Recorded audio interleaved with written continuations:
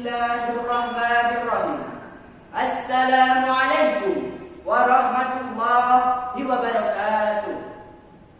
Innal hamdalillah nahmaduhu wa nasta'inuhu wa nastaghfiruh wa na'udzu billahi min shururi anfusina wa min sayyiati a'malina. May yahdihillahu fala mudilla lahu wa may yudlil fala hadiya lahu. Asyhadu an la ilaha illallah wa asyhadu anna Muhammadan abduhu wa rasuluh, la nabiyya wa la rasula ba'da. Hadirin yang dirahmati Allah, pertama-tama marilah kita panjatkan puja dan puji syukur kehadirat Allah Subhanahu wa taala, karena atas berkat rahmat serta hidayahnya kita bisa berkumpul di acara ini. Salawat serta salam tak lupa kita haturkan kepada junjungan kita Nabi besar Muhammad sallallahu alaihi wasallam, karena beliau telah membawa kita dari zaman jahiliyah ke zaman yang modern ini. Pada kesempatan ini, saya akan menyampaikan pidato tentang suri tauladan yang ada pada diri Rasulullah sallallahu alaihi wasallam. Allah Subhanahu wa taala berfirman pada surat Al-Ahzab ayat 21 yang berbunyi, "Laqad kana lakum fi Rasulillahi uswatun hasanatan liman kana yarjullah hawa yaumal akhirah wa kana Allah katsira." Yang artinya sesungguhnya telah ada dalam diri Rasulullah sallallahu alaihi wasallam tauladan yang baik bagimu, yaitu orang yang mengharapkan rahmat Allah dan kedatangan hari akhir. Maka dia banyak menyebut nama Allah. Surah Salam Al-Ahzab ayat 21. Dari ayat di atas jelas bahwa kita umat Islam mempunyai suri tauladan, mempunyai idola, serta yang bisa membawa kita bahagia di hidup di dunia maupun di akhirat kelak nanti, yaitu Nabi Muhammad sallallahu alaihi wasallam. Nabi Muhammad sallallahu alaihi wasallam adalah seorang yang tinggi akhlaknya, tutur katanya sopan, dan kasih sayangnya terhadap sesama, dan terpilih sebagai orang yang dimuliakan. Rasulullah sallallahu alaihi wasallam merupakan orang yang mendapatkan jaminan dari Allah Subhanahu wa taala dengan kebahagiaan hidup di dunia maupun di akhirat. Maka dari itu, janganlah engkau ragu dan bimbang. Janganlah engkau ragu dan bimbang untuk menjadikan beliau seorang figuran, seorang yang kita idolakan, yang kita contoh dan kita tiru. Karena beliau merupakan seorang figur yang tidak ada duanya, sehingga Allah Subhanahu wa taala menguji akhlak beliau di dalam Al-Qur'anul Karim. Apabila kita mencontoh Rasulullah sallallahu alaihi wasallam, pasti kita termasuk orang-orang yang mengharapkan ridha Allah. Dan kelak di hari kiamat, kita tidak termasuk orang-orang yang merugi. Hadirin yang dirahmati Allah Subhanahu wa taala, kemudian di antara ajaran-ajaran Nabi Muhammad sallallahu alaihi wasallam yang wajib kita ketahui adalah membina kebaikan hidup di dunia maupun di akhirat. Rasulullah sallallahu alaihi wasallam bersabda, "Al-ilmu qalaba qabli wa ilmu," yang artinya berilmulah sebelum kamu berbicara, beramal dan beraktivitas. Hadis riwayat Ahmad.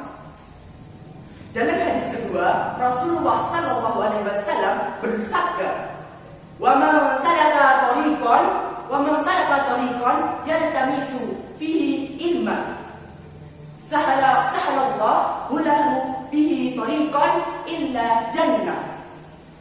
Artinya, siapa yang menempuh jalan untuk mencari ilmu, maka Allah akan memudahkan baginya menuju surga. Hadis riwayat Muslim. Pada suatu hari, ada seorang yang ingin menemui Rasulullah sallallahu alaihi wasallam. Lalu ia berkata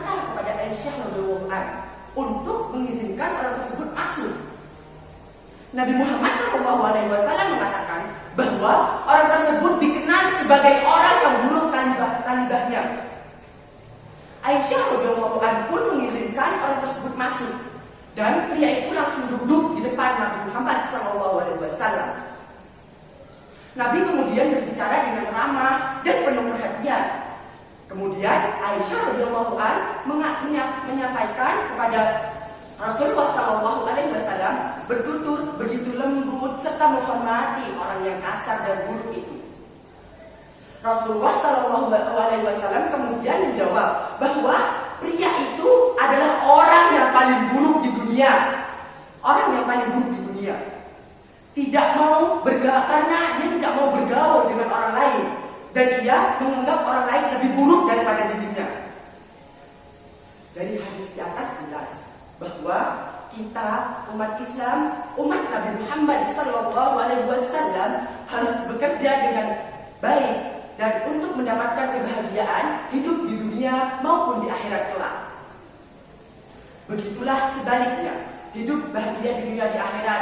Di zaman sekarang banyak orang hanya mementingkan dirinya saja tanpa mementingkan akhiratnya, bahwa mereka sudah lupa padahal pegangan yang dia pegangi adalah Islam yang telah diajarkan oleh Rasulullah SAW. Selain itu juga bahwa orang yang mengaku dia cinta agama Islam, cinta sebagai orang ataupun sebagai suri tauladan untuk dirinya sendiri. Padahal Allah Subhanahu wa taala berfirman dalam Al-Qur'an yang pada surat Al-Imran ayat 21 yang kedua. Rahimu qul in kuntum tuhibbunallah fattabi'u yuhibbukumullah wa yaghfir lakum dzunubakum wallahu ghafurur rahim. Yang artinya, jika kamu benar-benar mencintai Allah, maka Allah ikutilah aku Muhammad. Niscaya Allah mencintai kamu dan mengampuni dosa-dosa kamu. Dan Allah Maha Pengasih lagi Maha Penyayang. Maka dari itulah, mulai sekarang kita harus sadar dan kembali lagi berpegang teguh kepada agama Islam, agama yang telah dibawa oleh Rasulullah SAW, dan menjadikan baginda Rasulullah sebagai suri tauladan untuk kita dalam kehidupan sehari-hari, agar kita tidak menjadi orang-orang yang sengsara di dunia dan di akhirat nanti. Selain itu, marilah kita tingkatkan keimanan dan ketakwaan kita kepada Allah Subhanahu wa taala, serta mengikuti ajaran Rasulullah SAW dengan rasa tulus, dengan rasa ikhlas, semata-mata hanya mengharapkan ridho Allah Subhanahu wa taala. Semoga Allah akan mencintai dan mengampuni dosa-dosa kita, dan semoga kita termasuk umat Nabi Muhammad SAW. Amin, amin, ya rabbal alamin. Demikian pidato yang dapat saya sampaikan. Mohon maaf apabila ada tutur kata maupun ucapan yang salah, karena saya adalah seorang manusia biasa yang tak luput dari dosa dan kesalahan. Oh iya, jangan lupa like, komen, dan subscribe channel YouTube Masjid Rasya Personal Al-Absyi. Terima kasih. Wakhirul kalam. Wassalam.